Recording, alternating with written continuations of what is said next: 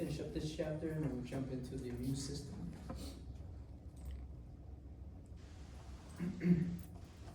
Okay, so last time we finished talking about blood regulation of the microcirculation and all the components, the Starling forces and stuff like that, right? That is seen within each compartment of the body. So in the blood, there's 2 of those Starling forces, and in interstitial space, there's 2 of those Starling forces. And of course, in the cells, there's also 2 of those Starling forces. So anywhere you have fluids and solutes, you will have hydrostatic pressure and oncotic pressure, okay? Okay, so that being said, now of all the blood volume that you have in the overall circulation, how do we regulate this volume? So anytime we want to regulate volume, we need to bring the kidneys into play, okay? So when the kidneys are in, it's gonna help us do precisely that. So if you have too much volume inside your circulation, the kidneys will get rid of that excess volume. You don't have enough volume inside your circulation, the kidneys will pull that fluid back from the kidney before it's lost as urine, okay? So imagine the degree of what we call filtration that's happening, reabsorption and secretion. So the intimacy between the kidneys and the overall circulation is that the kidneys will receive a certain amount of blood flow every single day, okay? Now, throughout a whole day, the kidneys will basically receive approximately 180 liters. That's a lot of fluid, right? 180 liters, imagine if you lose that amount of fluid from your body, you'd be dead within maybe a week. Because there's no way you can sit there and drink 180 liters a day. That's a lot of water, right? That's a lot of fluid to consume. Luckily, the kidneys are so good at what they do that of that 180 liters that they receive from the blood, they only lose about 1.5 liters as urine throughout a 24-hour period, okay? So the vast majority of that fluid that gets into the kidneys are actually taken back into the blood so that you can conserve that. So you don't lose the fluid, you don't lose the proteins, you don't lose anything that's inside that particular fluid inside the kidneys, okay? So how do we do this? Well, most of the time the kidneys will do it on its own, but as far as regulation of blood volume goes, the kidneys may also be stimulated by hormones that will help them to take back a lot of these particular components. So I'm just gonna draw this out for you guys. So therefore, as far as, let's say, hormones are concerned,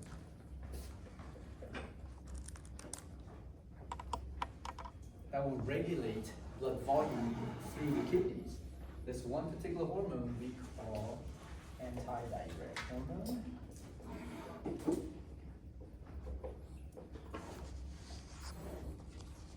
This hormone is actually secreted by or made by the neurons found within the hypothalamus.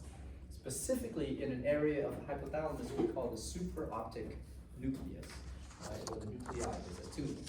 So the supraoptic nuclei within the hypothalamus make these particular hormones, and these hormones will be secreted from what we call the posterior pituitary gland, okay?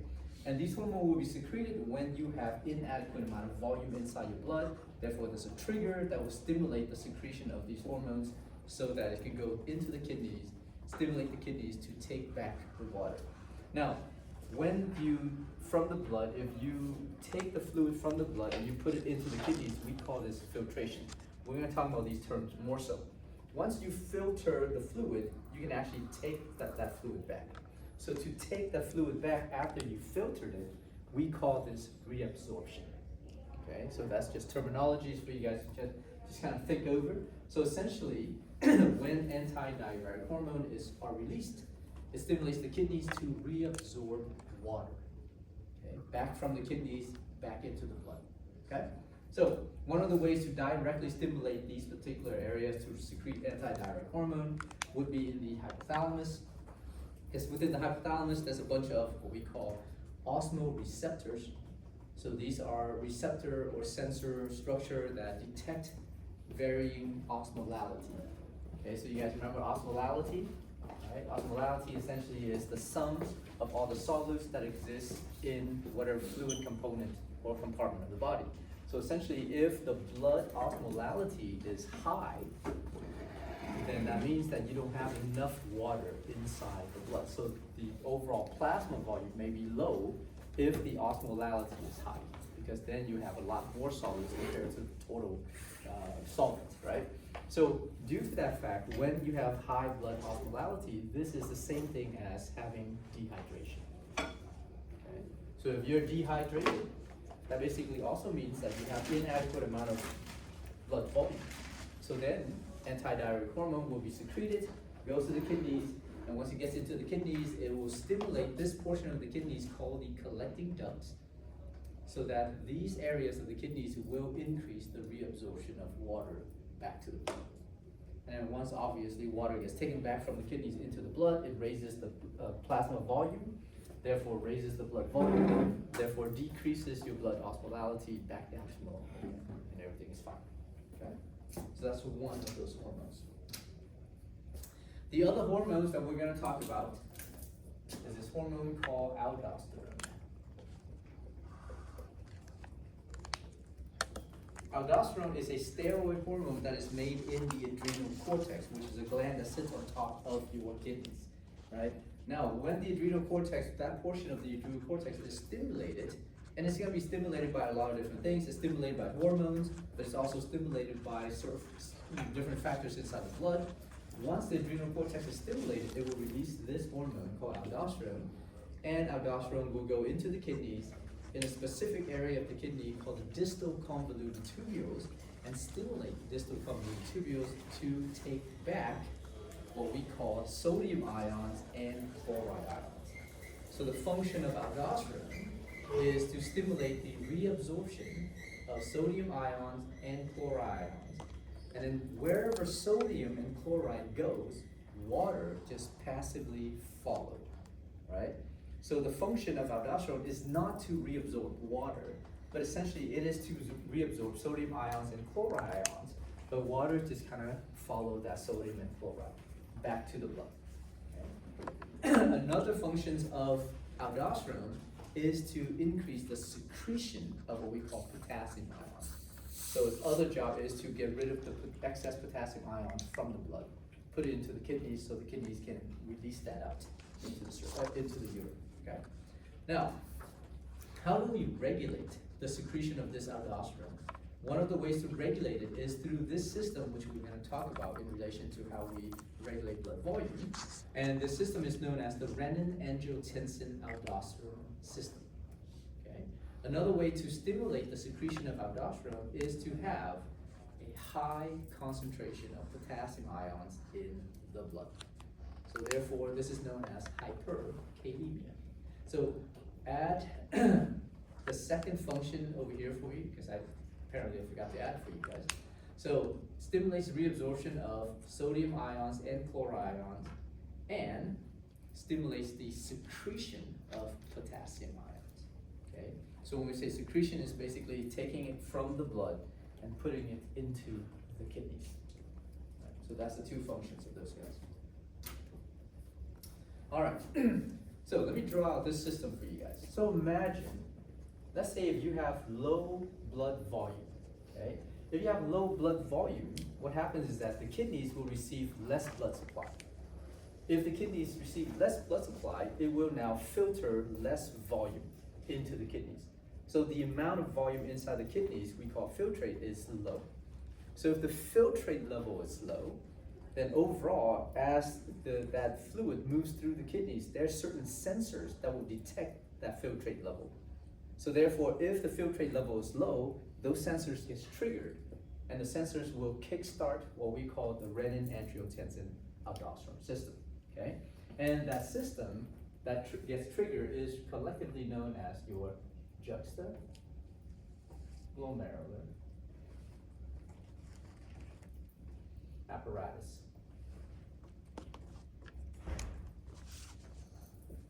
Okay.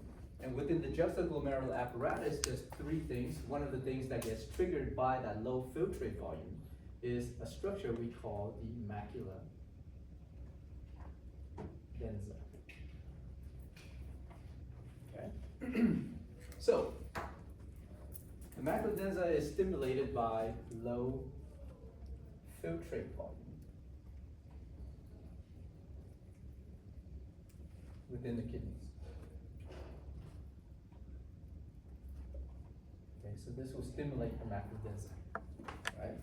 Like I said, if there's less blood going into the kidneys, the amount of fluid inside the kidneys called filtrate will also be low. So therefore, the macular densa will detect this low filtrate volume. And once that happens, the macular densa will then stimulate the next portion of the juxtaglomerular apparatus, and we call this the granular cells. So, in response to this low filtrate volume, the macular densa stimulates the granular cells. The granular cells will then release a hormone we call renin.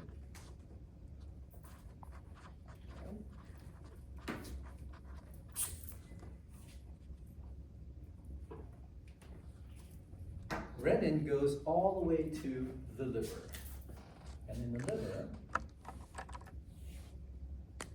there's a protein, or there's an inactive hormone or protein, doesn't matter what you want to call it, called angiotensinogen.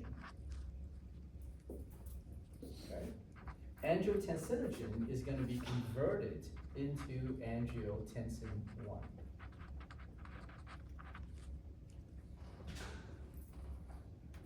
And that's the job of renin.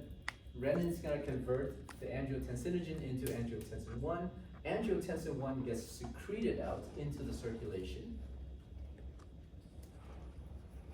So, secreted into circulation. And within the circulation, angiotensin 1 will be converted into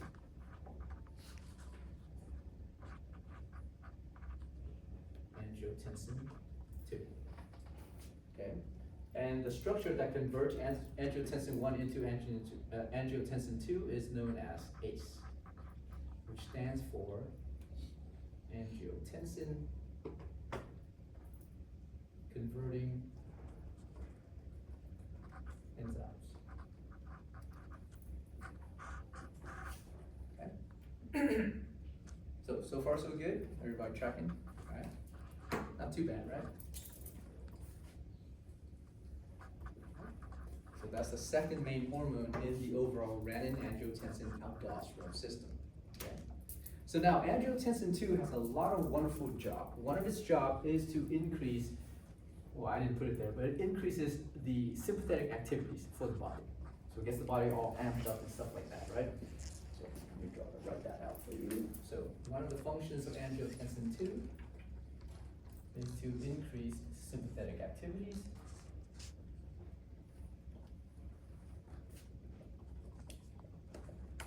Another job of angiotensin 2 is to vasoconstrict some of the peripheral arterioles. When you can vasoconstrict these blood vessels, what happens to the resistance of those blood vessels? It increases. So if you increase the resistance of these blood vessels, what's going to happen to the pressure inside these blood vessels?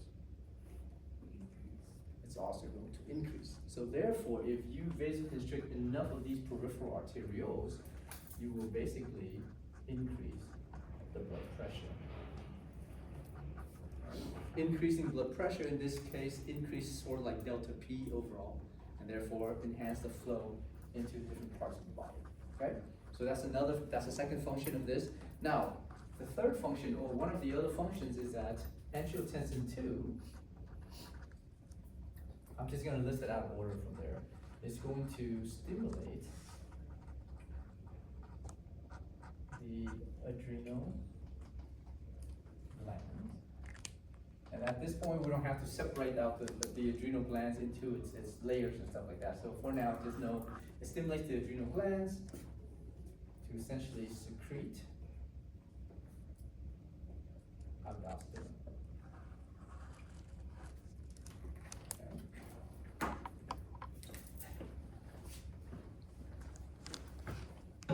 So now, that's the third hormone in this renin-angiotensin-aldosterone system.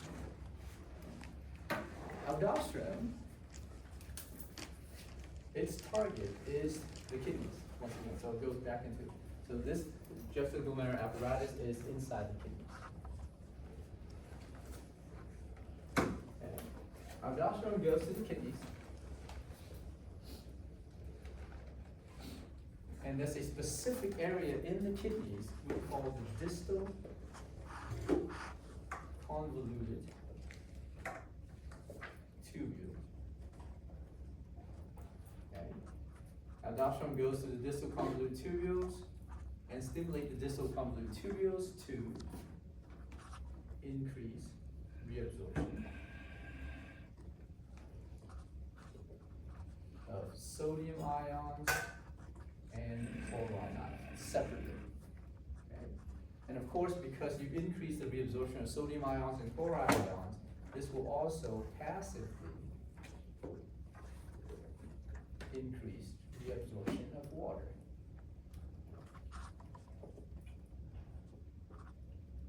Because remember, water is going to follow sodium ions and chloride ions wherever they go. Okay? The second function of aldosterone at the distal convoluted tubules is that it will increase the secretion of potassium. So it does both things at the same time. Take back the sodium and chloride ions, release the potassium ions into the kidneys. So now you're getting rid of potassium ions from your blood, and you're conserving the amount of sodium and chloride ions back into the blood. Okay? All right. Another function of angiotensin II is to go all the way up to the hypothalamus, and therefore stimulate, we'll just say stimulate the secretion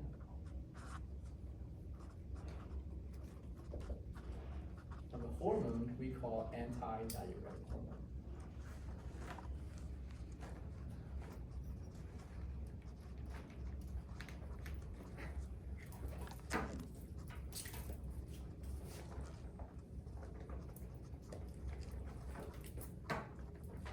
Antidiuretic hormone also targets the kidneys, so it goes to the kidneys.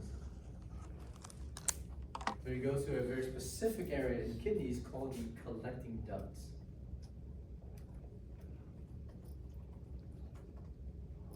And at the collecting ducts, it will stimulate the collecting duct to increase water reabsorption.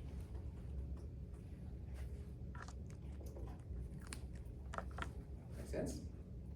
All right. Now, when all of this is happening, so again, this is called the renin-angiotensin-aldosterone system.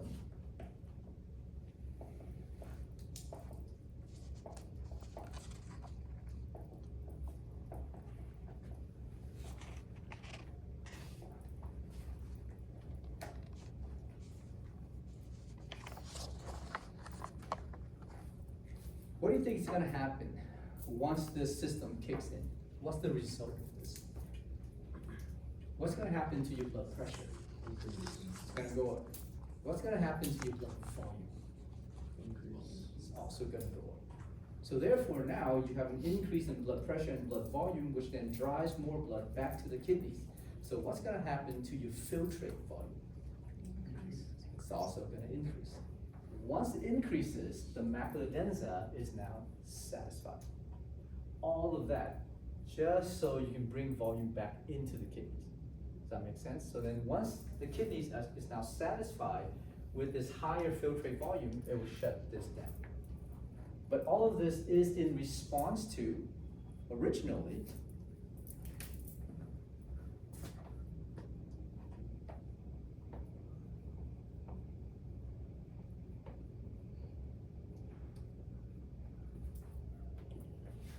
because the decrease in blood volume is going to result in a decrease in filtrate volume, which then sets off this whole macula densa, which then stimulates the granular cells to secrete renin, which eventually will convert angiotensin II into angiotensin I into angiotensin II. Angiotensin II does all of this. In addition to doing the sympathetic activity and the vasoconstriction, it also stimulates the secretion of aldosterone and the secretion of antidiuretic hormone, so that it can go back to the kidneys and tell the kidneys to take back this substance and take back water. Why? Because we have low blood volume. Homeostasis. Okay? Everything that the body does is in response to oppose the original stimulus. That is also referred to as negative feedback. You guys remember that, right? Okay. So please know the angiotensin or the renin-angiotensin-aldosterone system. Yes. So all three hormones, the angiotensin II, aldosterone, and antidiuretic hormone, they're all secreted by the liver? No. Just none of them are secreted by the liver. What's secreted by the liver? If you look at all of this, what's secreted by the liver? Because aldosterone is secreted by the adrenal glands. Mm-hmm. Antidiuretic hormone is secreted by the posterior pituitary, made in the supraoptic nucleus within the hypothalamus, but secreted by the posterior pituitary gland. Cool. The only thing that's really secreted by the liver Is the angiotensin? is angiotensin 1, which is basically doesn't really do And it anything. will stimulate everything. It moves into the body, and actually ACE is highly concentrated inside your lungs for some reason. So therefore, as angiotensin 1 circulates into the pulmonary circulation, that's what they get activated into angiotensin 2. And then angiotensin 2 will basically do a lot of this stuff. Gets diverted throughout the whole body and does all of this wonderful stuff. Yep. You want me to add, stimulate the, I'll add that, just for completion's sake. That way you guys don't have to go and search like, oh, where is this thing made and how come it's not written up here. Okay, so for every single hormone, I'll show you a list that you guys need to make. So this way you can master all 160 hormones as I give you, and you need to master it within 2 weeks so that you can answer those questions for the final exam. Right? All right, maybe it's not 160, maybe it's like 148. Just kidding. We'll see.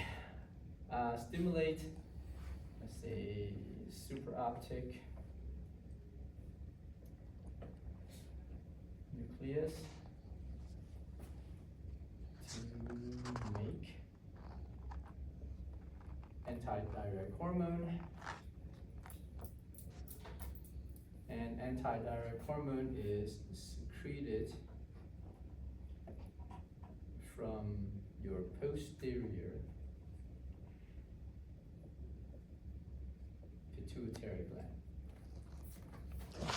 And from the posterior pituitary, antidiuretic hormone is going to target the kidneys. Once it stimulates the collecting ducts of the kidneys, it will stimulate these cells to increase water reabsorption. So for every hormone, this is a list that you need to make. And if you want to, you can start making it now. So let's say whatever that hormone is. Okay. Now backtrack a little bit. Indicate the source that makes these hormones. Okay, so what is the source that makes these hormones, or from what source these hormones are secreted? Okay, so therefore the source usually